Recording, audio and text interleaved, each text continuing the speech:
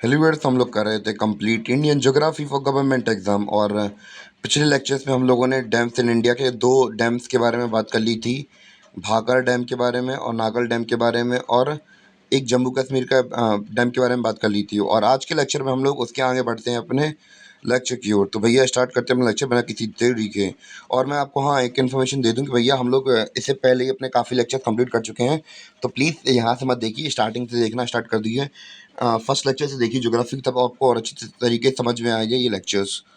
तो स्टार्ट करते हैं अपने। आज बात करेंगे तहरी डैम के बारे में। तो अगर मैं तहरी डैम की बात करूं तो भैया जब भी हम लोग, मैंने आपको कल ही बताया था कि जब भी हम लोग किसी भी डैम को पढ़ते हैं सबसे पहले उस डैम का नाम, किस नदी में है वो डैम और कौन से राज्य में है, और उस डैम के बारे में कुछ खास बातें हैं या नहीं। तो ये चार बातें हमें हमेशा गांठ बांध के चलनी है। जब भी हम लोग डैम के बारे में डिस्कस कर रहे होंगे तो हम लोग ये चार पॉइंट पहले देखेंगे। जैसे इसका नाम है तहरी डैम, कहाँ पे है, कौन सी जगह पे है, और किस नदी के ऊपर है, और क्या क्या फैक्ट है इसके बारे में। ये बातें कंपलसरी होंगी हर डैम के लिए। तो आज का पहला डैम हमारा तहरी डैम। तो भैया तहरी डैम हम लोग बनाते हैं तो भैया कहाँ से कौन कौन सी नदी आती हैं वो देखते हैं। तो भैया हम लोगों ने गंगा के बारे में पढ़ा था। भैया यहाँ गंगोत्री ग्लेशियर ये रहा, हम जहाँ पे पॉइंट कर रहा हूँ। और ये रहा हमारा सत्तोपंथ ग्लेशियर, ये रहा गंगोत्री ग्लेशियर। तो भैया यहाँ से आती हैं अलग अलग, हमने देखा था यहाँ से आती हैं अलकनंदा आती है, और यहाँ से आती है भागीरथी, और भैया मिलती हैं देवप्रयाग में और बनाती हैं गंगा। तो इतना क्लियर हो गया था हमारा। और हम लोग बात करें यहाँ भागीरथी से, हम लोग बात करें भागीरथी देवप्रयाग में मिलने से पहले एक छोटी नदी से मिलती है, उसका नाम क्या है, भीलांगना रिवर। तो भैया हमारा जो भागीरथी रिवर है वो अलकनंदा से मिलने से पहले भीलांगना रिवर से मिलती है। और कहाँ मिलती है, तहरी में मिलती है। और वहीं पे डैम बना हुआ है हमारा तहरी डैम। तो भैया ये रहा हमारी लोकेशन, ये मैं बार बार मार्क कर दे रहा हूँ वहाँ पे। तो भैया तहरी डैम कहाँ बना है, भागीरथी और हमारी बिलंगना रिवर जहाँ मिलती हैं, तो भैया वहीं पास में तहरी नाम की जगह है, वहीं पे तहरी डैम बना हुआ है। और ख़ास बात ये है कि भैया ये इंडिया का हाईएस्ट डैम है। और इसकी जो ऊंचाई है वो कितनी है, 260.5 मीटर। इतनी इसकी लंबाई है, मतलब ऊंचाई है एक तरीके से कहा जाए।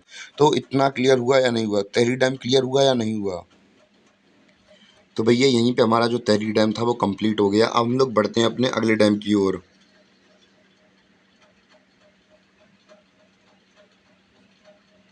अब हम लोग बात करेंगे अपने अगले डैम के बारे में। तो भैया यहाँ पे हम लोग डैमों के नाम नहीं पढ़ेंगे, हम लोग नाम सीधे पढ़ेंगे दामोदर वैली कॉरपोरेशन या फिर दामोदर वैली प्रोजेक्ट के बारे में बात करेंगे। तो भैया ये रही हमारी दामोदर रिवर। तो भैया इसके ऊपर चार डैम्स बने हुए हैं, दो यहाँ पर और दो यहाँ पर, चार डैम्स बने हुए हैं। और ये जाके हमारी जो दामोदर रिवर है भैया मिल कहाँ जाती है, ये मिलती है हुगली से। तो भैया गंगा आ रही थी हमारी, और यहाँ पे आके हुगली, कोलकाता में से हुगली बुलाते हैं, तो भैया हुगली के साथ मिल जाती है हमारी दामोदर रिवर।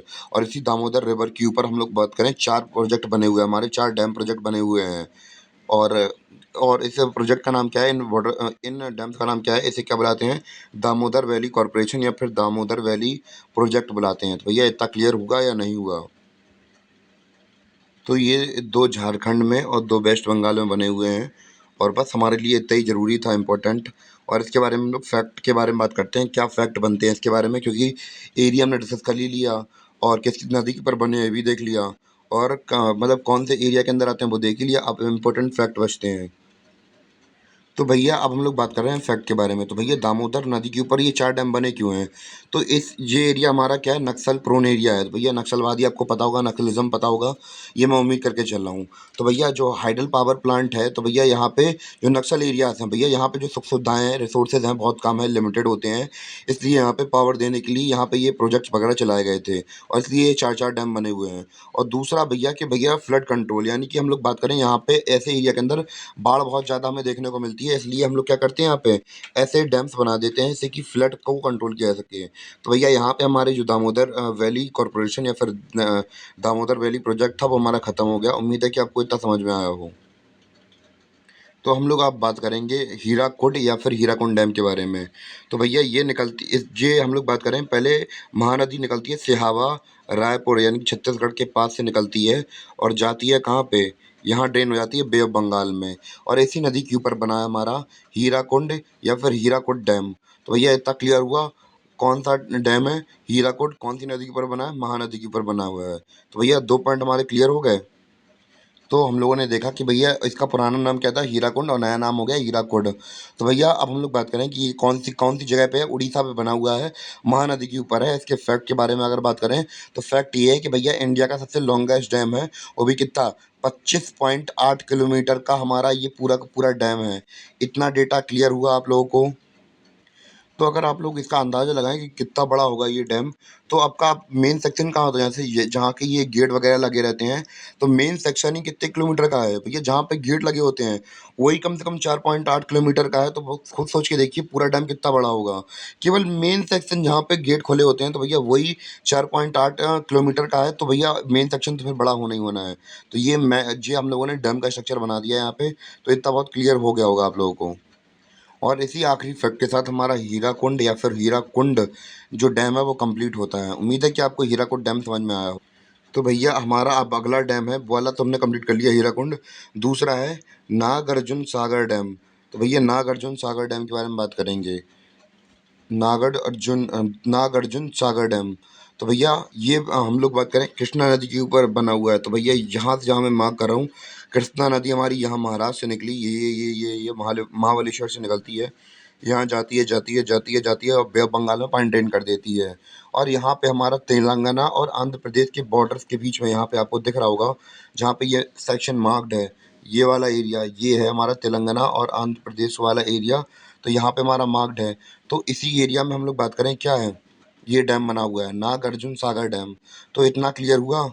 और इसके बारे में खास बात क्या है कि भैया ये इंडिया का दूसरा सबसे ज़्यादा वाटर होल्डिंग करने वाला डैम है। दूसरा दुनिया भारत का दूसरा सबसे ज़्यादा वाटर पानी को मतलब पानी को होल्ड करने वाला दूसरा डैम है। कौन सा, नागार्जुन सागर डैम, नागार्जुन सागर डैम। इतना क्लियर हुआ आप लोगों को। और ये कौन कौन से राज्यों के बीच में बना हुआ है, तेलंगाना और आंध्र प्रदेश, तेलंगाना और आंध्र प्रदेश। इतना क्लियर हुआ डेटा आपको। तो हमारा अब कंप्लीट हो गया नागार्जुन सागर डैम कंप्लीट हो गया। अब हम लोग बात करेंगे तमिलनाडु के डैम्स के बारे में। तो भैया यहाँ से निकली हमारी कावेरी रिवर, यहाँ से कर्नाटका से निकली और यहाँ से होते होते यहाँ निकल गई। और यहाँ पे जो आपको दिख रहा होगा, ये मैं जूम कर देता हूँ, ये वाले एरिया के अंदर। तो भैया यहाँ पे है कल्लनई डैम या फिर कल्लनई बांध बना हुआ है हमारा यहाँ पे। इतना क्लियर हुआ। कल्लनई बांध है कहाँ पे, ये तमिलनाडु में है। कहाँ पे, तमिलनाडु में। और अगर कल्लनई डैम की बात करें तो कल्लनई डैम के बारे में खास बात क्या है कि भैया ये इंडिया का सबसे पुराना डैम है, इंडिया का ओल्डेस्ट डैम है। और ये बना है कब, 2nd सेंचुरी एडी, यानी कि आज से करीब 18 साल से पहले बन चुका था। और बनवाया किसने था, चोला डायनेस्टी के रूलर्स ने बनवाया था। सोच के देखिए 1800 साल से भी ज़्यादा पुराना ये डैम है भैया। सोच के देखिए आप लोग, कोई इतना पुराना डैम सोच सकता है कि इतना बेहिसाब काम करवाया गया होगा। और बनवाया किसने था, करिकलन चोल ने बनाया था। कैसे बनवाया था, करिकलन चोल, नाम भी लिखे हुए हैं उनके नीचे। तो भैया नोट थोड़े मैसी हो जाते हैं। तो भैया जहाँ से मैं बोल रहा होता हूँ तो उसी हिसाब से आप लोग एक आइडिया लगा लीजिए। तो हाँ, हम लोग ऐसे इसके बारे में बात कर रहे थे। जैसे हमने कल्लई डैम के बारे में बात की थी, तो वह कल्लई डैम हमारा यहाँ पे था। और इसका ये फैक्ट लिखा है कि भैया इंडिया का सबसे ओल्डेस्ट डैम है। और ये 2nd सेंचुरी एडी में बना था। और बनवाया किसने था, चोल डायनेस्टी ने बनवाया था, करिकलन चोल ने बनवाया था। ये इतना क्लियर हुआ या नहीं। अब हम लोग बात करेंगे तमिलनाडु के दूसरे बांध के बारे में, जिसका नाम है मित्तूर डैम। तो मित्तूर डैम आपको ये थोड़े इसके कावेरी नदी के थोड़े ऊपर जाइए, ये वाला एरिया दिख रहा होगा आपको, ये जहाँ पे ये मेरा मार्क्स हो रहा है। तो भैया यहाँ पे है मित्तूर डैम। और ये कावेरी नदी के ऊपर बना हुआ है। बना कहाँ पे है, तमिलनाडु में।